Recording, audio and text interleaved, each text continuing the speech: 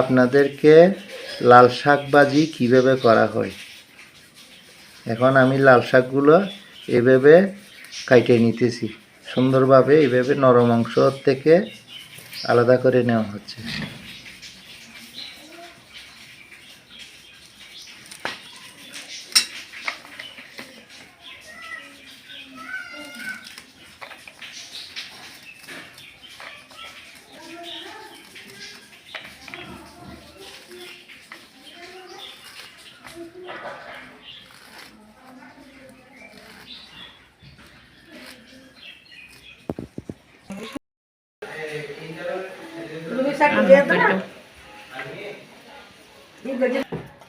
আমাদের কাটা শেষ হয়ে গেছে, লাল শাকগুলো কাটা শেষ হয়ে গেছে।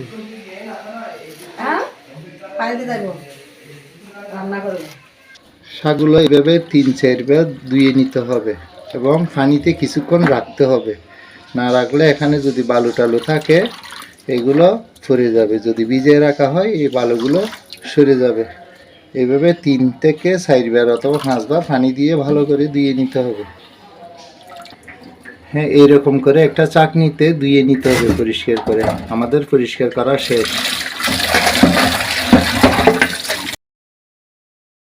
তেল দিয়ে নিয়েছি।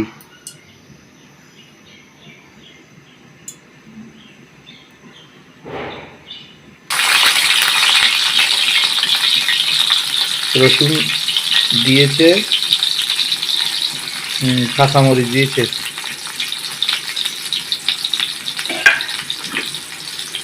এগুলো হালকা করে ভেজে নিতে হবে।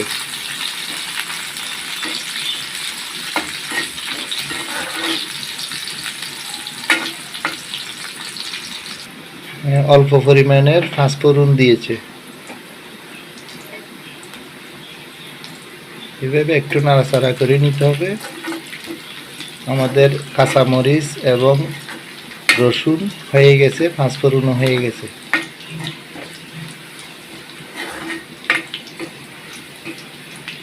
হ্যাঁ, লাল শাক দিয়ে দিয়েছে।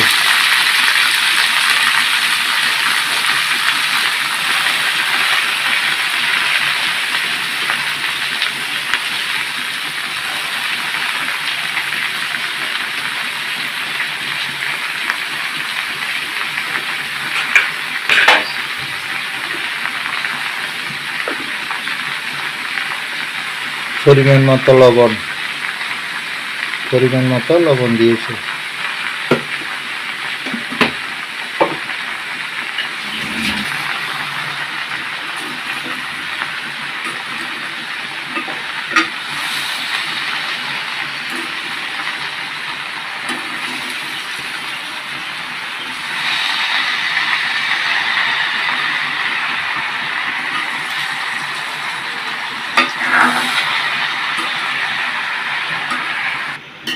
শাকগুলো ডেকে দেওয়া যাবে না, যদি ডেকে দেওয়া হয় তাহলে অনেক পানি বাইর হয়ে যাবে। এগুলো শাকগুলো খেতে মজা লাগবে না। এইভাবে খালি রাখতে হবে, কখনো ঢাকা যাবে না।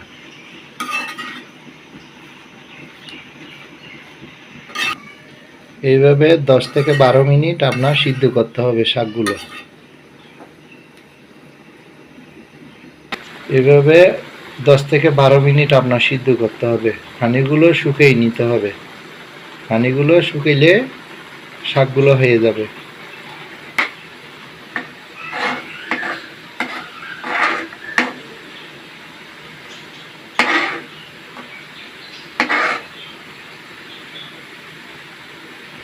হ্যাঁ, আমাদের শাক বন্ধুরা বাসায় এভাবে রান্না করে খেতে পারবেন। যদি ভালো লাগে সাবস্ক্রাইব করবেন, শেয়ার করবেন, লাইক দেবেন। হ্যাঁ, আমাদের শাকগুলো হয়ে গেছে। এখন আমরা ভাত দিয়ে খাবো। হ্যাঁ, টেস্ট হয়েছে। বাসায় রান্না করে খাইতে পারবেন, খাবেন এবং দেখবেন।